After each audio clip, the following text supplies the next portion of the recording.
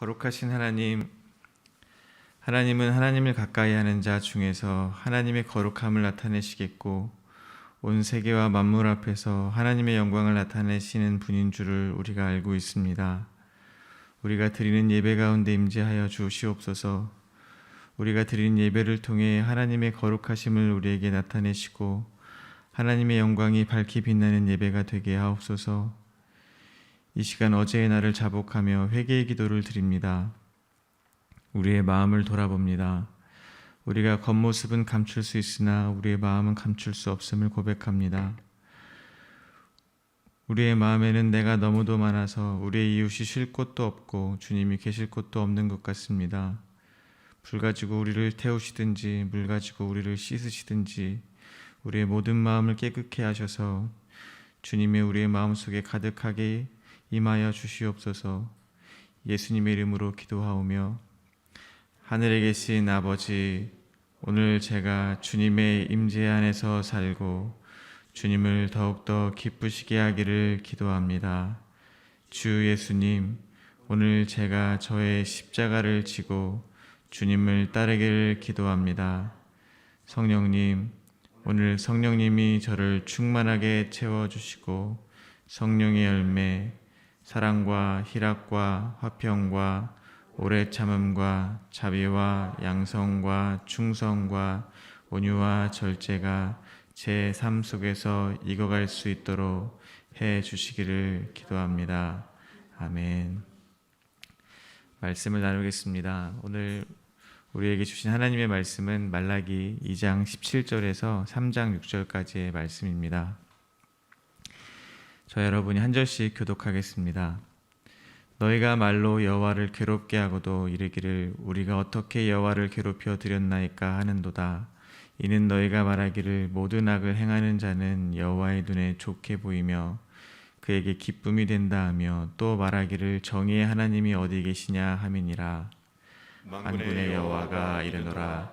보라, 내가 내 사자를 보내리니 내가 내 앞에서 길을 준비할 것이요 또 너희가 구하는 바 주가 집적이 그의 성전에 임하시리니 곧 너희가 사모하는 바 언약의 사자가 임하실 것이니라. 그가 임하시는 날을 누가 능히 당하며 그가 나타나는 때에 누가 능히 서리요. 그는 금을 연단하는 자의 불과 표백하는 자의 잿물과 같을 것이라. 그가 은을 연단하여 깨끗하게 하는 자 같이 앉아서 내 자손을 깨끗하게 하되 금은 같이 그들을 연단하리니 그들이 공의로운 제물을 나 여호와께 바칠 것이라. 그때 유다와 예루살렘의 봉헌물이 옛날과 고대와 같이 나 여호와께 기쁨이 되려니와 내가 심판하여 너에게 임할 것이라.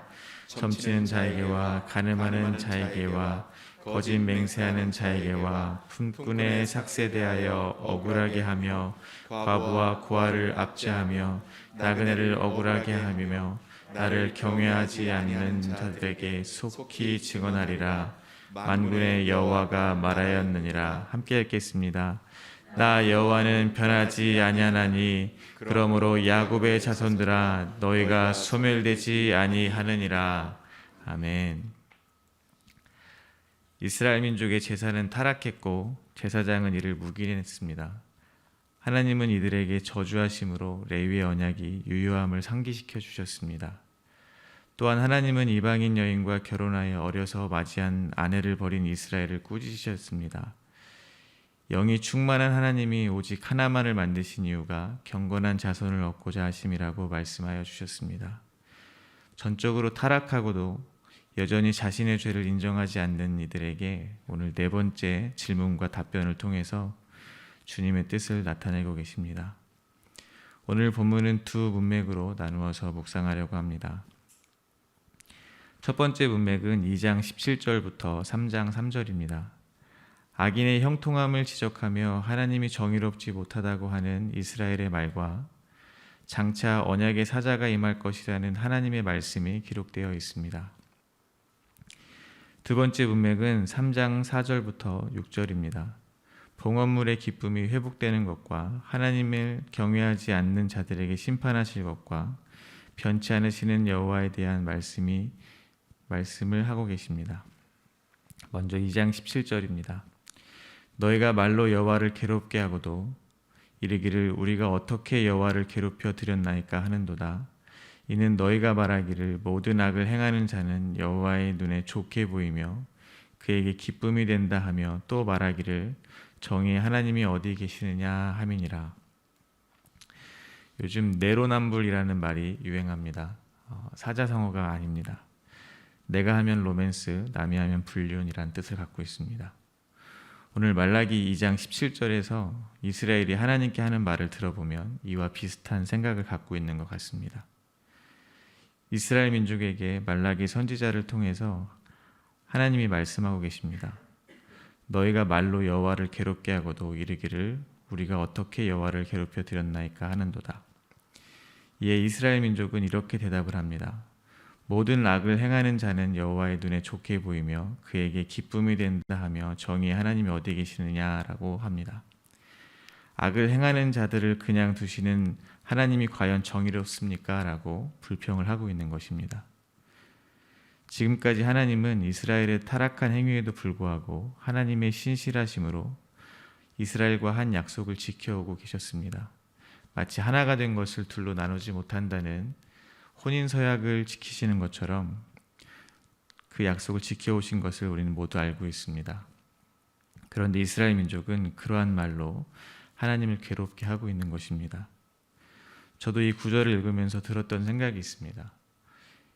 그것은 이스라엘 민족은 어떻게 저럴 수 있을까 였습니다. 그러다 문득 저는 이스라엘 민족의 이야기를 보면서 내가 내로남불하고 있는 건 아닌가라는 생각이 들었습니다. 고린도전서에는 성경이 우리의 본보기가 된다고 말씀하고 있습니다. 고린도전서 10장 11절입니다. 그들에게 일어난 이런 일은 본보기가 되고 또한 말세를 만난 우리를 깨우치기 위하여 기록되었느니라. 개역 한글에는 본보기가 되고라는 말이 거울이 되고라고 번역되어 있습니다. 성경에 기록되어진 이스라엘의 민족이 범하고 있는 죄와 그들이 하나님께 하는 모든 말들을 보며 나를 바라보아야 된다는 뜻입니다. 성경 속의 이스라엘의 모습은 우리의 거울이라는 뜻입니다. 사실 우리도 그들과 같은 말을 할 때가 많이 있습니다. 신앙이 없는 이들이 하는 일이 더 잘되고 더 건강하고 더 행복해 보일 때가 있습니다. 때로는 정말 악하고 양심이 없는 것 같은 사람들이 아무렇지도 않게 살아갈 때 하나님은 무슨 생각이실까 의문이 드는 것도 사실입니다. 이스라엘의 타락한 모습을 보며 나는 그렇게 하지 말아야지 라고 생각하는 것은 쉬울지 모르겠습니다. 그렇지만 성경에 나오는 이스라엘 백성의 모습을 보고 그 안에 있는 나의 모습을 발견하고 하나님의 은혜를 구하는 일은 말처럼 간단한 일은 아닐 것입니다. 3장 1절입니다. 이스라엘의 반응에 하나님은 대답하십니다. 만군의 여호와가 이르노라 보라 내가 내 사자를 보내리니 그가 내 앞에 길을 준비할 것이요 또 너희가 구하는 바 주가 갑자기 그의 성전에 임하시리니 곧 너희가 사모하는 바 언약의 사자가 임할 것이라. 자신들은 정의롭다고 생각하여 다른 모든 악한 일을 행한 이들을 심판하지 않으시는 하나님께 불평을 쏟아내었던 이스라엘 민족에게 하나님은 예언의 말씀을 하고 계십니다. 언약의 사자가 임한다고 하십니다. 그리고 그 언약의 사자의 길을 준비할 자를 보내신다고 하십니다. 누가 생각이 나십니까? 바로 세례 요한과 예수 그리스도입니다. 만군의 여호와이신 하나님이 장차 그의 성전에 임하실 언약의 사자를 주라고 부르고 계십니다. 예수 그리스도께서 분명한 하나님이시라는 사실을 알 수 있습니다. 말로써 하나님을 괴롭게 하는 이들에게 하나님의 처분은 그들을 구원할 메시아를 보내신다는 것입니다. 저는 이런 장면을 보면 참으로 감당할 수 없는 하나님의 은혜를 느낄 수밖에 없습니다. 이어서 3장 2절부터 3절입니다. 그가 임하시는 날에 누가 능히 당하며 그가 나타나는 때에 누가 능히 서리오.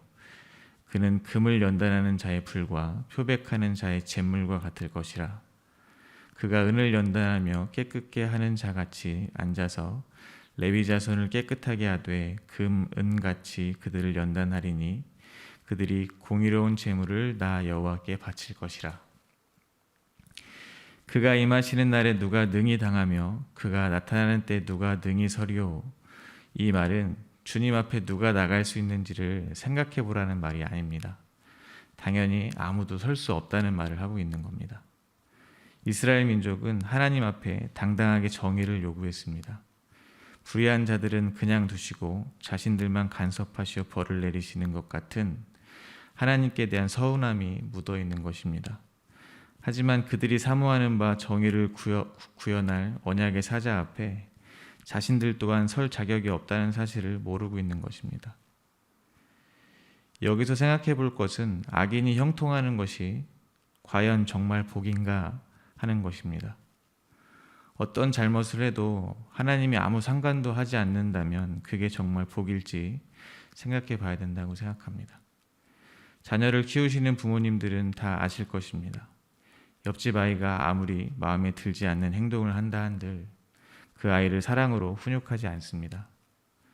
자기 자녀에게만 훈육을 통해 끝까지 바른 길로 인도하시는 것입니다. 신앙생활을 하다 보면 때로는 환난의 때를 지날 때가 있습니다.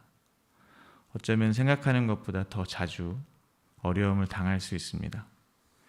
신앙생활 하는 게 뭐 이래? 평안하기만 하고 만사가 형통할 줄 알았는데 왜 내 삶이 마음대로 되지가 않지? 할 때가 많이 있습니다. 그럴 때면 하나님께 서운할 수도 있고 내가 뭘 잘못했나? 라고 생각할 수도 있습니다. 그래서 그것을 만회하고자 더 열심을 내보기도 합니다. 하지만 그보다 먼저 아셔야 되는 것은 하나님이 지금 우리에게 아버지 노릇, 즉 아버지의 책임을 다하고 계시다는 사실입니다. 하나님이 성도에게 아버지의 책임을 다하신다는 것은 하나님은 절대 우리를 포기하지 않으신다는 뜻과도 같습니다. 나를 절대 포기하지 않으시고 나의 삶에 하나님 아버지가 아버지로서 간섭하고 계신다는 것이 성도에게는 진짜 형통인 줄을 믿으시기 바랍니다. 장차 하나님이 보내실 그분, 이스라엘이 사모하는 언약의 사자 앞에 아무도 정의롭다고 할 수 없습니다. 그가 오셔서 하실 일은 우리를 거룩하게 하시는 일입니다. 하지만 그 과정이 만만치가 않습니다. 금을 연단하는 불과 표백하는 자의 제물 같으신 분이 금을 연단하여 깨끗게 하듯 연단하신다고 합니다. 다 아시듯이 연단하는 것은 녹여서 두드리는 과정입니다. 제물로 세탁하는 건 표백한다는 것입니다.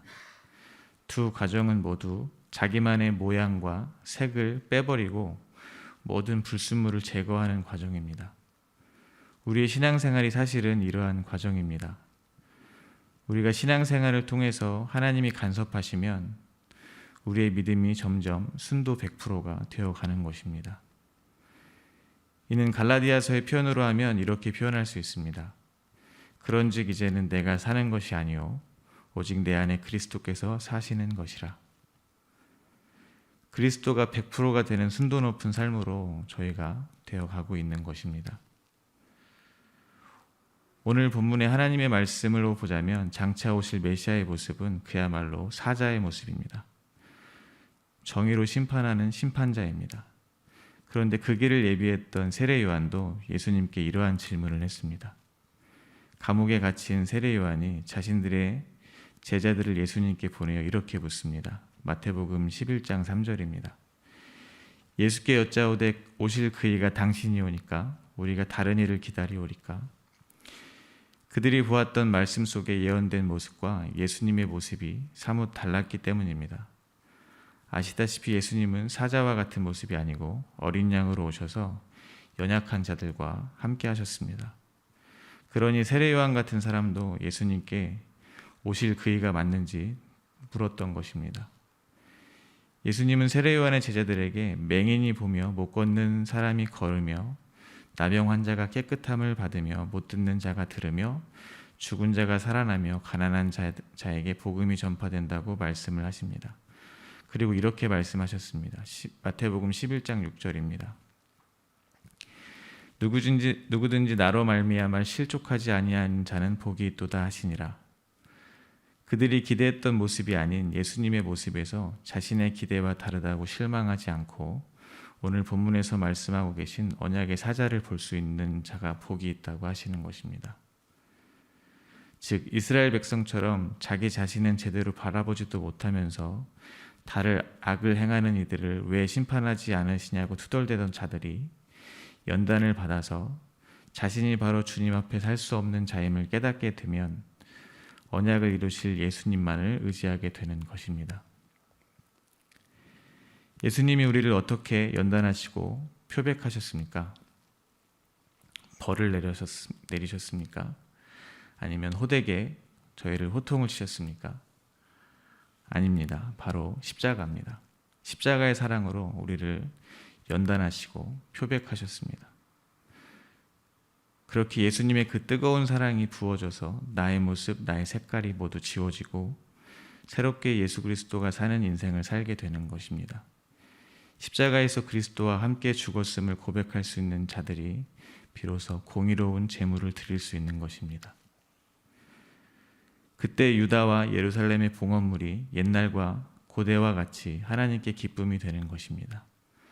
아시는 것처럼 예물은 그 드리는 사람의 마음이 더 중요합니다. 저희가 헌금을 하는 이유가 있습니다. 그것은 대가를 바라고 하는 것이 아닙니다. 오히려 내가 비워졌음을 고백하는 행위입니다. 내가 이 물질로 사는 것이 아님을 고백하는 것입니다. 나를 이 세상에서 살게 하는 분은 오직 생명의 근원이신 하나님이심을 고백하는 것입니다.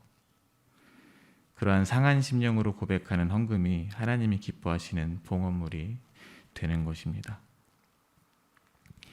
여기서 한 가지 더 생각할 수 있는 것은 이 땅에서 공의로운 제물은 십자가에서 드려지신 예수 그리스도뿐이 없다는 것입니다. 이 역사를 통틀어 누가 아무리 자기를 비워낸들 공의롭다고 말할 수 없습니다. 하나님을 진정 기쁘게 할 만큼 깨끗하고 흠없는 제물은 어린 양으로 오신 예수님뿐입니다. 예수님께서 이루신 십자가의 의를 우리에게 값없이 전해주셨다는 것입니다.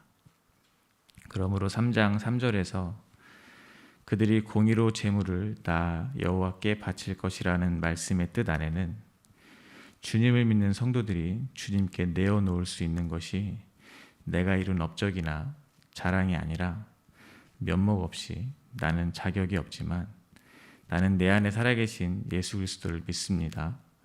나는 죄인 중에 괴수이오나 예수님이 십자가에서 내 모든 죄를 속량하셨고 나는 예수 그리스도를 믿는 믿음 안에서 의롭게 되었습니다. 라고 고백할 수 있게 된다는 것은 아닌가 하는 생각을 해보았습니다. 즉 예수님만 의지하는 우리의 마음이 우리가 드릴 수 있는 공의로운 제물은 아닌가 하는 생각이 들었습니다.